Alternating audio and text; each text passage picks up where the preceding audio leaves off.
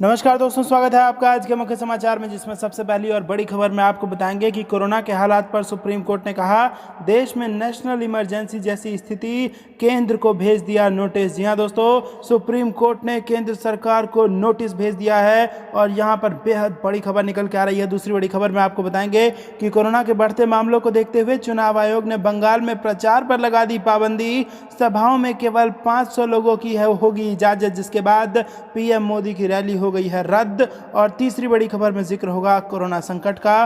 कांग्रेस नेता राहुल गांधी बोले हम वायरस को हराएंगे और फिर से गले मिलेंगे। जी हां दोस्तों, हर एक खबर की गहराई में आपको ले जाएंगे, लेकिन उससे पहले अगर आपको भी ऐसा लगता है कि हम वायरस को हराएंगे और फिर से एक दूसरे के गले लगेंगे, तो आप अभी इस वीडियो को लाइक कीजिए और इस लाल बटन को दबा के चैनल को फ्री में सब्सक्राइब करके घंटी बजाकर कमेंट में लिखिए जय हिंद। दोस्तों, रुक करते हैं तमाम बड़ी खबरों की तरफ। कोरोना के हालात पर सुप्रीम कोर्ट ने कहा देश में नेशनल इमरजेंसी जैसी स्थिति, केंद्र को भेजा नोटिस। जी हां दोस्तों, देश में कोरोना के हालात पर सुप्रीम कोर्ट ने गुरुवार को चिंता जताई है। शीर्ष अदालत के चीफ जस्टिस ने कहा कि देश में कोविड से हालात नेशनल इमरजेंसी जैसे हो गए हैं। देश में कोरोना को लेकर सुप्रीम कोर्ट ने स्वतः संज्ञान लिया है। कोर्ट ने 4 मुद्दों पर स्वतः संज्ञान लिया है, जिसमें ऑक्सीजन की सप्लाई और वैक्सीन का मुद्दा भी शामिल है। CJISA बोबडे ने केंद्र को इस पर नोटिस जारी किया है। CJI ने कहा कि हम आपदा से निपटने के लिए नेशनल प्लान चाहते हैं। सुप्रीम कोर्ट ने कहा 6 हाईकोर्ट इन मुद्दों पर सुनवाई कर रहे हैं, हम देखेंगे कि क्या मुद्दे अपने पास रखें। कोर्ट ने कहा कि लॉकडाउन लगाने का अधिकार राज्यों को होना चाहिए।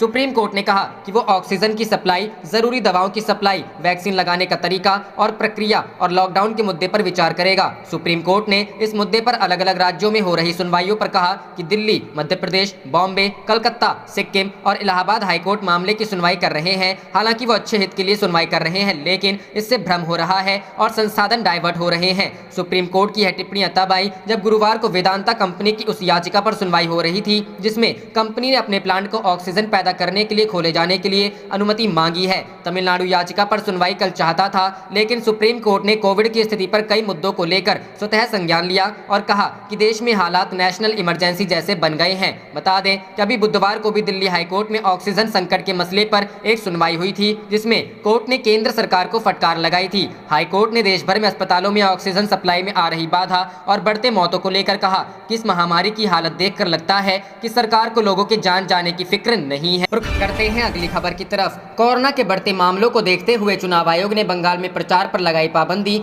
सभाओं में केवल 500 लोगों की इजाजत। जी हां दोस्तों, कोरोना के केसों में लगातार हो रही बढ़ोतरी के मद्देनजर चुनाव आयोग ने पश्चिम बंगाल में प्रचार पर रोक लगा दी है। यही नहीं, जनसभाओं में केवल 500 लोगों को इजाजत होगी। गौरतलब है कि इसमें कोरोना के केसों की संख्या लगातार बढ़ते हुए पिछले 24 घंटों में 3 लाख के आंकड़े के पार पहुंच गई है। चुनाव आयोग ने गुरुवार शाम कहा पश्चिम बंगाल विधानसभा चुनाव के आखिरी 2 चरण के दौरान कोई सार्वजनिक रैली, पैदल मार्च या रोड शो नहीं किया जा सकेगा। कलकत्ता हाईकोर्ट की ओर से कोरोना के बढ़ते मामलों के चलते समुचित कदम उठाने के आदेश के कुछ घंटों बाद चुनाव आयोग ने यह घोषणा की है। इसके साथ ही रैली और रोड शो के पुराने आदेश रद्द माने जाएंगे। चुनाव आयोग की ओर से कहा गया है कि केवल बैठक ही हो सकेंगी, जिसमें अधिकतम 500 लोग भाग ले सकेंगे। कोर्ट उन याचिकाओं पर सुनवाई कर रही थी जिसमें कहा गया था कि चुनावी रैलियां कोरोना के मामलों के लिहाज से सुपर स्प्रेडेड इवेंट बन सकती है। सुनवाई के दौरान हाईकोर्ट ने चुनाव आयोग को लेकर सख्त रुख दिखाया। कोर्ट का मानना था कि अधिकार होने के बावजूद चुनाव आयोग इस मामले में पर्याप्त कदम नहीं उठा रहा है। प्रधानमंत्री नरेंद्र मोदी ने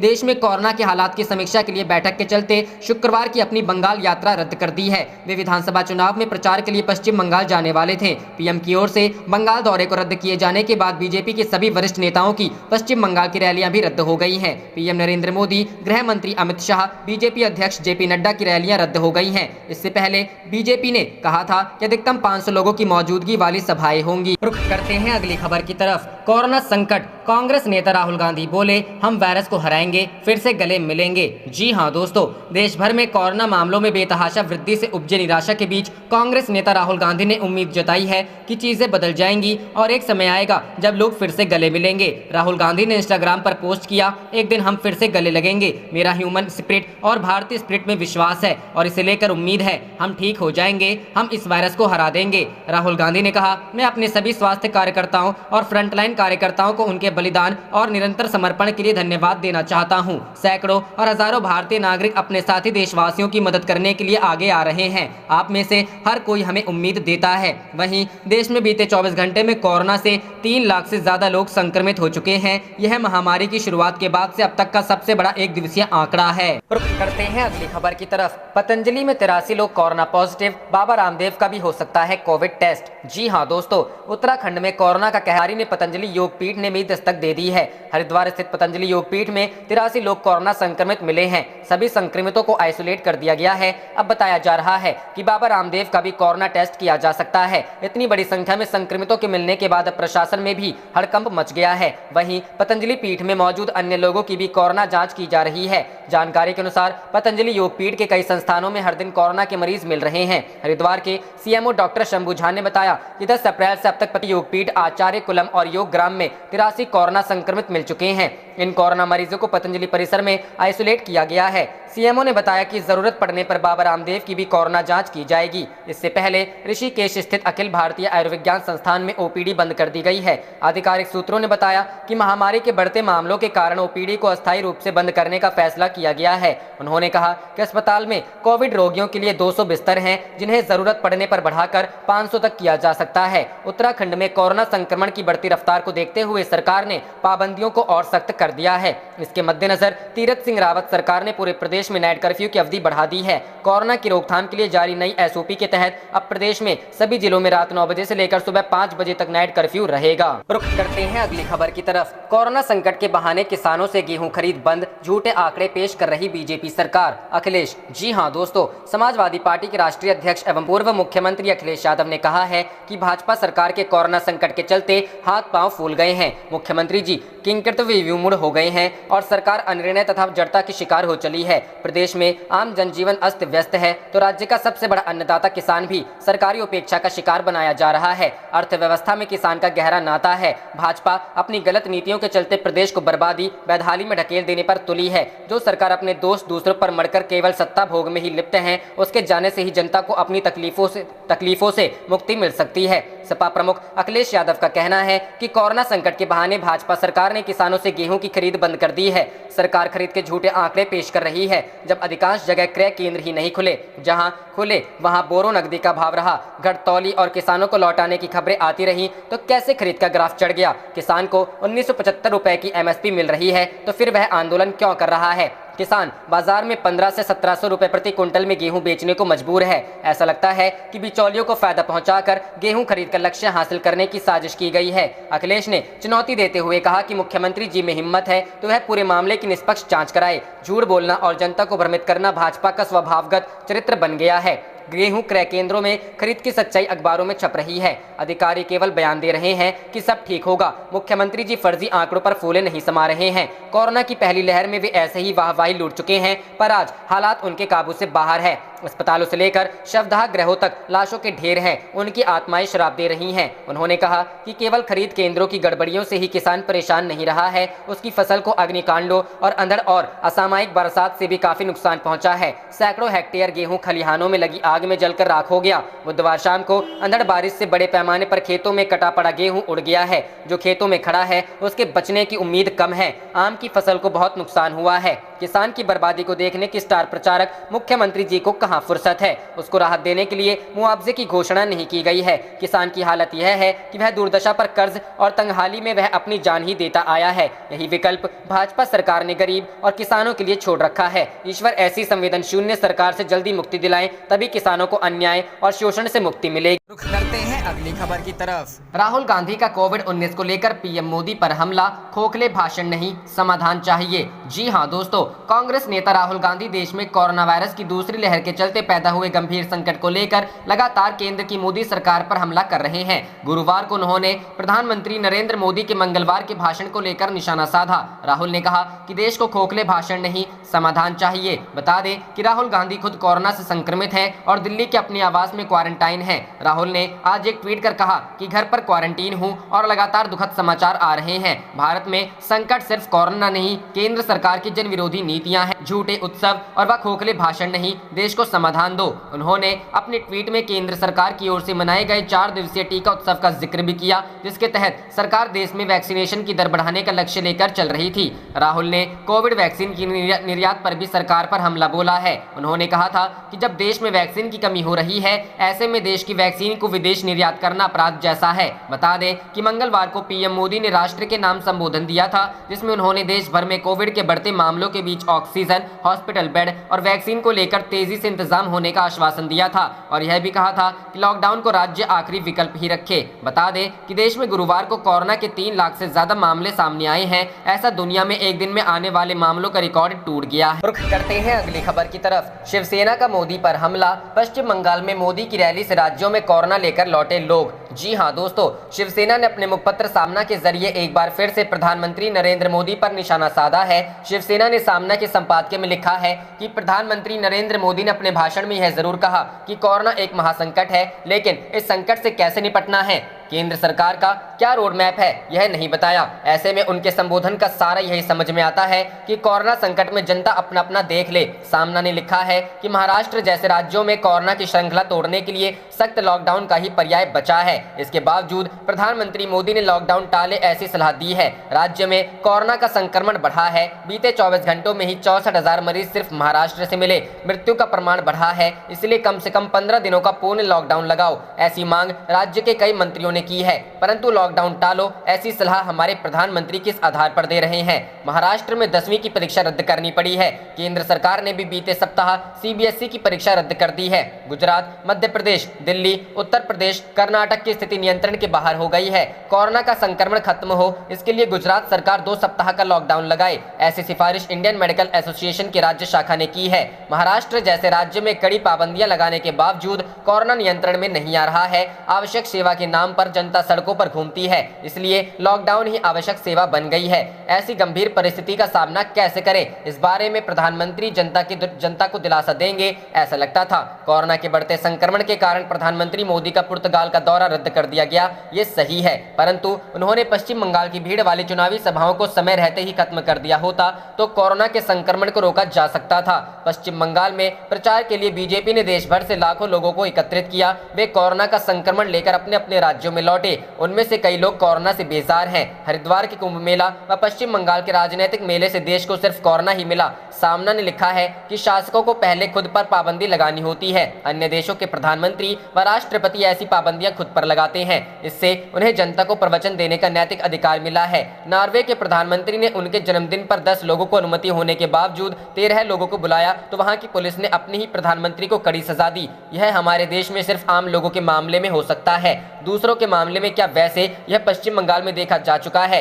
देश की परिस्थिति कोरोना के कारण बिगड़ गई है, ये प्रधानमंत्री ने स्वीकार किया, परंतु क्या किया जाए ये नहीं। रुख करते हैं अगली खबर की तरफ। ऑक्सीजन किल्लत पर बोले केजरीवाल, अगर हम अलग अलग राज्यों में बढ़ गए तो भारत नहीं बचेगा। जी हां दोस्तों, दिल्ली में ऑक्सीजन का कोटा बढ़ाने के लिए मुख्यमंत्री अरविंद केजरीवाल ने केंद्र सरकार और हाई कोर्ट का शुक्रिया अदा किया है। दिल्ली सरकार के अनुमान के अनुसार यूटी को 700 टन प्रतिदिन ऑक्सीजन की आवश्यकता थी। केंद्र ने इससे पहले 378 टन तय किया था, लेकिन अब 480 टन तक बढ़ा दिया है। साथ ही केजरीवाल ने सभी राज्य सरकारों से कोरोना संकट से मिलकर लड़ने का अनुरोध किया है। सीएम केजरीवाल ने कहा, केंद्र सरकार ऑक्सीजन का कोटा तय करती है, दिल्ली में ऑक्सीजन नहीं बनती है, सारी ऑक्सीजन बाहर के राज्यों से आती है। ऑक्सीजन की कंपनियां जिन राज्यों में हैं, उनमें से कुछ राज्य सरकारों ने उन कंपनियों से दिल्ली के कोटे की ऑक्सीजन भेजनी रोक दी। राज्यों ने कहा कि दिल्ली का कोटा भी हम इस्तेमाल करेंगे, दिल्ली के ट्रक नहीं जाने देंगे। मैं केंद्र सरकार और दिल्ली हाईकोर्ट का शुक्रिया करना चाहता हूं। पिछले 2-3 दिन में उन्होंने हमारी बहुत मदद की है,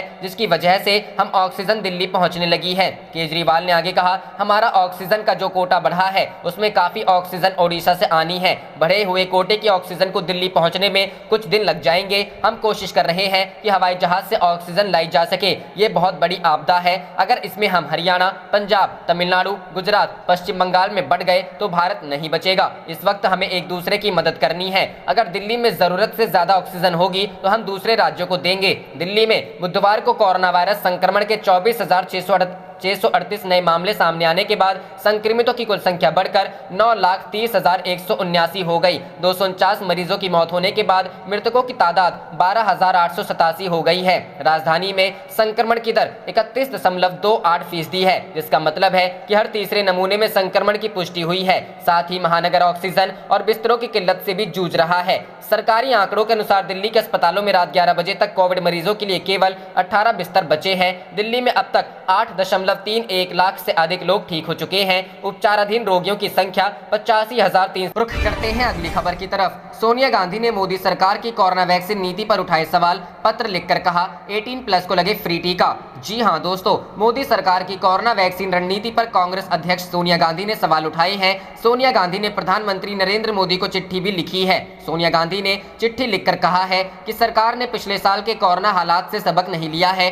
सोनिया गांधी ने साथ ही 18 साल से ज्यादा उम्र के लोगों को फ्री वैक्सीन न देने को लेकर भी सवाल उठाया है। कांग्रेस अध्यक्ष सोनिया गांधी ने कोरोना वैक्सीन की कीमत पर भी सवाल उठाए हैं। सोनिया गांधी ने कहा है कि इससे राज्यों पर भार पड़ेगा। कांग्रेस अध्यक्ष सोनिया गांधी ने टीकाकरण से जुड़ी नई नीति को लेकर चिंता प्रकट करते हुए प्रधानमंत्री नरेंद्र मोदी से आग्रह किया कि वह इस नीति को बदले और पूरे देश में टीकों की एक समान कीमत सुनिश्चित करें। उन्होंने प्रधानमंत्री को पत्र लिखकर यह आरोप भी लगाया कि केंद्र सरकार ने 18 से 45 साल आयु वर्ग के लोगों को मुफ्त टीका उपलब्ध कराने की जिम्मेदारी से पल्ला झाड़ लिया है। सोनिया ने कहा, यह हैरान करने वाली बात है कि पिछले साल के कड़वे अनुभवों और लोगों को हुई तकलीफ के बावजूद सरकार लगातार मनमानी और भेदभावपूर्ण नीति पर अमल कर रही है। सोनिया गांधी के मुताबिक देश के नागरिकों को टीके के लिए ज्यादा कीमत चुकानी होगी और राज्य सरकारों के खजानों पर भी बोझ पड़ेगा। उन्होंने सवाल किया, इस मुश्किल समय में कोई सरकार लोगों की पीड़ा से मुनाफाखोरी करने की खुली छूट कैसे दे सकती है।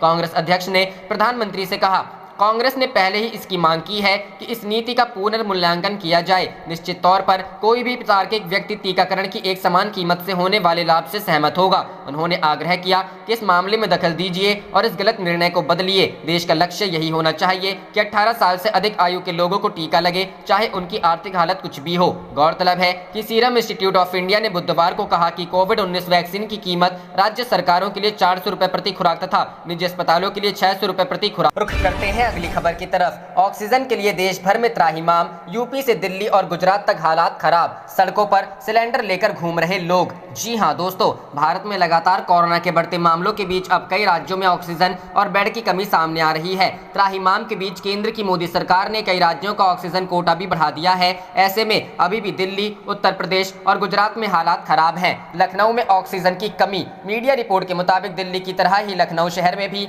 ऑक्सीजन का संकट दिख रहा है। लखनऊ के टीएस मिश्रा अस्पताल में ऑक्सीजन की कमी होने के बाद मरीजों को केजीएमयू अस्पताल में शिफ्ट किया गया। वहीं कई लोगों की ऑक्सीजन सिलेंडर साथ में लेकर घूमने की तस्वीरें भी सोशल मीडिया पर शेयर हो रही हैं। जानकारी के लिए बता दें कि केंद्र सरकार ने बीते दिन दिल्ली में ऑक्सीजन का कोटा बढ़ा दिया, तो वहीं दूसरी तरफ महाराष्ट्र, मध्य प्रदेश, हरियाणा, पंजाब, उत्तर प्रदेश और उत्तराखंड के लिए ऑक्सीजन का कोटा बढ़ा दिया। जानकारी के लिए बता दें कि दिल्ली में ऑक्सीजन कोटा बढ़ाए जाने के बाद सीएम अरविंद केजरीवाल ने खुद ट्वीट कर शुक्रिया कहा। उप मुख्यमंत्री मनीष सिसोदिया ने केंद्र से दिल्ली के लिए ऑक्सीजन की सप्लाई और कोटा बढ़ाने की मांग की थी, जबकि दिल्ली सरकार ने 378 मीट्रिक टन से बढ़ाकर 700 मीट्रिक टन ऑक्सीजन कोटा करने की मांग की थी।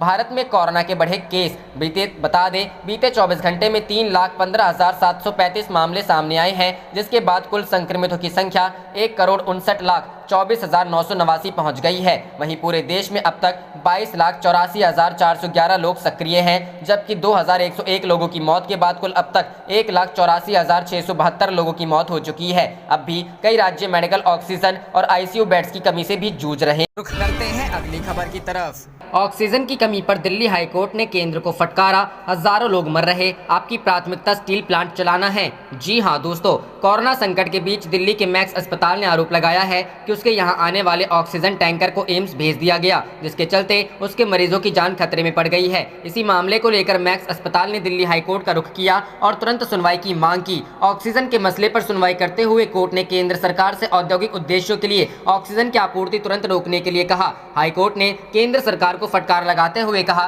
कि आपको डिमांड और सप्लाई का कोई अंदाजा क्यों नहीं है। केंद्र ऑक्सीजन जल्द से जल्द अस्पतालों में भेजने के लिए रोड पर डेडिकेटेड कॉरिडोर बनाए और अगर संभव हो तो ऑक्सीजन को एयरलिफ्ट एयरलिफ्ट कराया जाए। हाईकोर्ट ने कहा कि इससे ज्यादा हम क्या आदेश करें। दिल्ली हाईकोर्ट ने कहा कि इंडस्ट्री में इस्तेमाल होने वाली ऑक्सीजन को तुरंत रोका जाए। कोर्ट ने कहा कि लोगों को मरने के लिए यूं तो नहीं छोड़ा जा सकता। ये एक बहुत गंभीर मुद्दा है। लोगों की जिंदगी उनका मौलिक अधिकार है। आप उनकी जान बचाने के लिए क्या कर रहे हैं। कोर्ट ने कहा कि ऑक्सीजन उन्हीं इंडस्ट्रीज को मिले जो मेडिकल से जुड़े सामान बना रही है। बाकी स्टील, पेट्रोलियम जैसे इंडस्ट्रीज में तुरंत ऑक्सीजन रोकी जाए। हाईकोर्ट ने कहा कि हमें आश्चर्य है कि हमारे कल आदेश के बाद भी हॉस्पिटल्स को ऑक्सीजन नहीं दी जा रही है। दिल्ली हाईकोर्ट ने कहा कि जिन 5 मैक्स अस्पताल ने जिक्र किया है उनमें तुरंत ऑक्सीजन बिना देर किए पहुंचाई जाए। कोर्ट ने केंद्र को कहा कि तुरंत दिल्ली के अस्पतालों में ऑक्सीजन की सप्लाई देकर जरूरत को पूरा किया जाए और उन लोगों की जिंदगी को बचाया जाए जो फिलहाल अस्पतालों में भर्ती हैं। जीने का अधिकार उनका मौलिक अधिकार है। उधर स्वास्थ्य मंत्रालय ने कहा कि हमने इंडस्ट्रीज को ऑक्सीजन देने से रोकने के लिए पत्र भेजा है, लेकिन कोर्ट ने कहा कि हमें आपने पत्र में क्या लिखा इससे कोई मतलब नहीं है। आपने क्या किया? इंडस्ट्रीज को ऑक्सीजन देना अब तक बंद क्यों नहीं किया गया? आपको बता दें कि मैक्स अस्पताल साकेत, पड़पड़गंज, शालीमार बाग, वैशाली और गुड़गांव के अस्पतालों में ऑक्सीजन को सप्लाई करना। आप देख रहे थे आपका अपना चैनल जय हिंद जय भारत।